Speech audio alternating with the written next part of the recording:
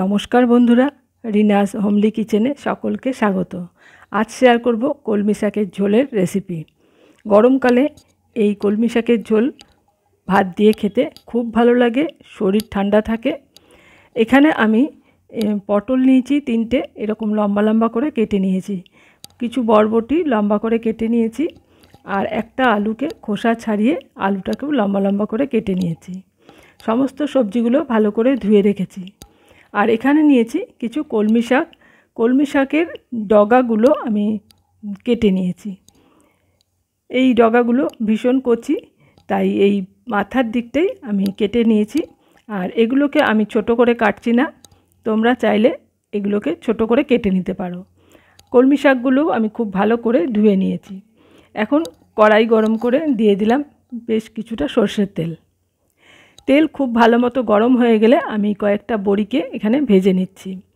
5টা বিউলির ডালের বড়ি আমি ভেঙে ভেজে নিলাম। বড়িটাকে লাল করে ভেজে আমি তুলে রেখে দিচ্ছি।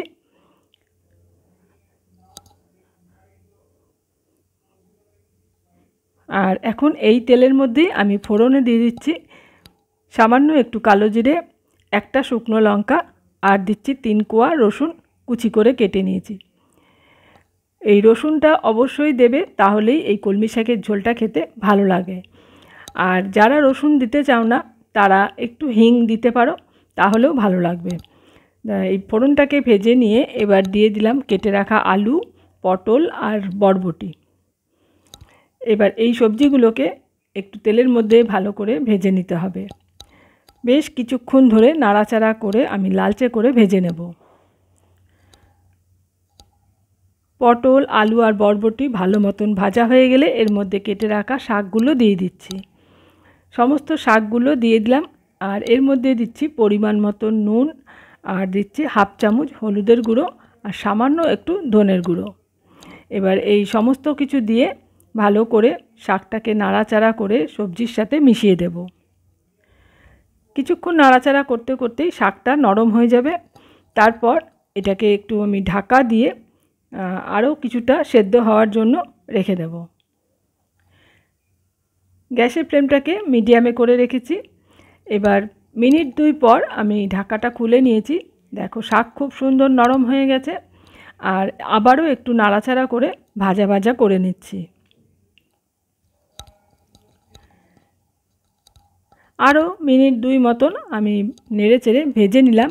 এবার এর মধ্যে ভেজে রাখা বড়ির গুঁড়োগুলো দিয়ে দিলাম। তারপর আবার বড়িটাকে ভালো করে মিশিয়ে নিলাম। খুব কম তেল মশলায় এই কলমি শাকের ঝোলটা রান্না হয়, আর খেতে ভীষণই ভালো হয়। দিয়ে দিলাম একটা কাঁচা লঙ্কা, আর দিচ্ছি বেশ অনেকটা পরিমাণে গরম জল। এবার একটু নাড়াচাড়া করে দিয়ে ঢাকা দিয়ে সব কিছু সেদ্ধ হতে দেব।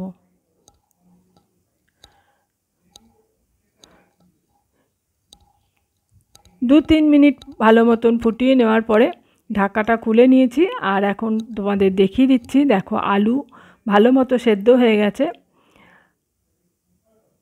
আর পটলও ভালো মতো সেদ্ধ হয়ে গেছে। তো শাকও সেদ্ধ হয়ে গেছে অনেকক্ষণ আগেই। তা সমস্ত কিছু আবার একটু নাড়াচাড়া করে নিলাম। গ্যাসের ফ্লেম অফ করে কিছুক্ষণ স্ট্যান্ডিং টাইমে রেখে আমি একটা পাত্রে সার্ভ করে নিচ্ছি।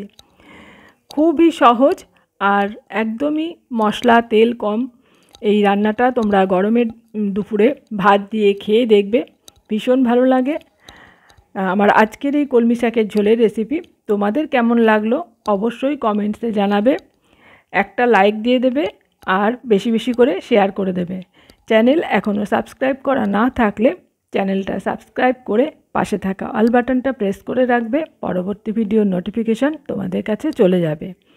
আজ এখানে শেষ করছি, আবারও চলে আসব অন্য কোনো রেসিপি নিয়ে। এতক্ষণ আমার সাথে থেকে ভিডিওটা দেখার জন্য অসংখ্য ধন্যবাদ।